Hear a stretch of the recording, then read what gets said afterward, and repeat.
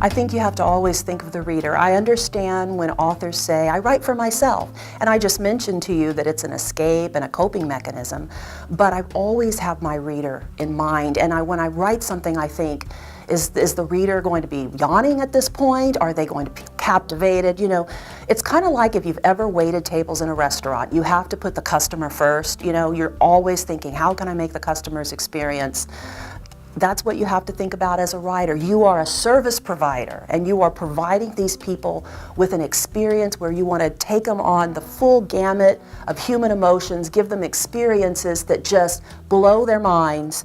And that's, I think, the best advice I can give, you know, is just to think of the reader.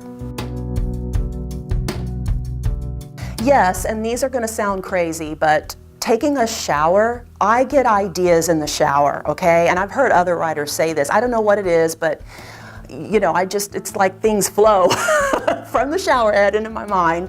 Going for a walk.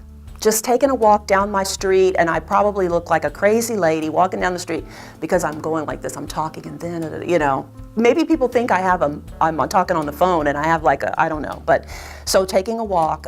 Also laying down like I'm gonna take a nap and allowing myself to get in that twilight between being awake and being asleep. Lots of creative ideas come then. Sometimes I just fall asleep, but many times I jump out of bed or the couch or wherever I'm laying and I get back to it.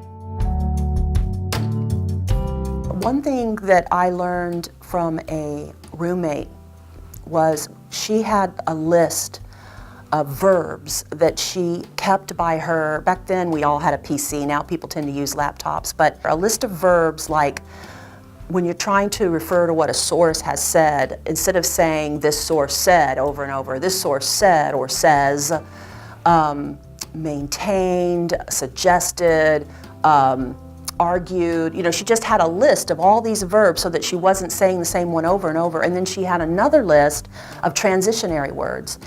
And her papers always felt so vibrant because she wasn't repeating the same words. They flowed really well because she had that list of transitions right there. So that's a piece of advice that I give my own students, is to have these little helps next to you that, you know, so that you can quickly find other words that you can use in place of the ones that you tend to fall on all the time.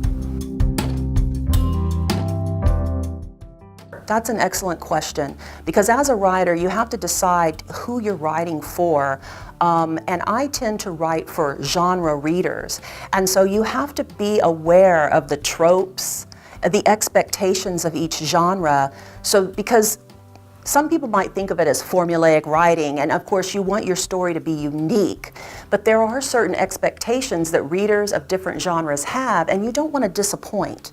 So you wouldn't want to write a YA fantasy story that's kind of like an adventure romance and then have this brutal ending. You know, people expect a happy ending. So what I'm saying is the genre and the kind of readers in that genre, they have expectations, and it's your job as an author, in my opinion, if you want readers and you want to make a living off your writing, you have to please those readers.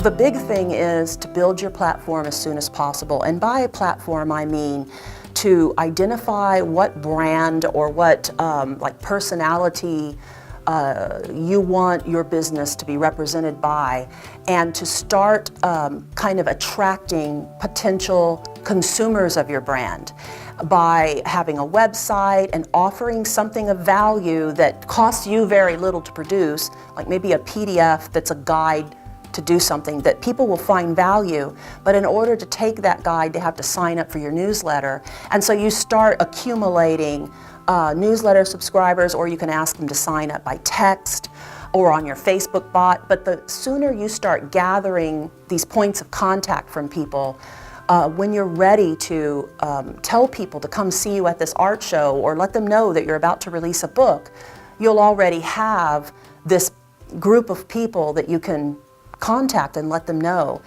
So start building your brand early, and your brand can transform and take, you know, you don't have to like say, oh my God, I got to build the brand that I'm going to use for the rest of my life. It can take different shapes, but start thinking about it and working on it and finding ways to attract people to that brand as soon as possible.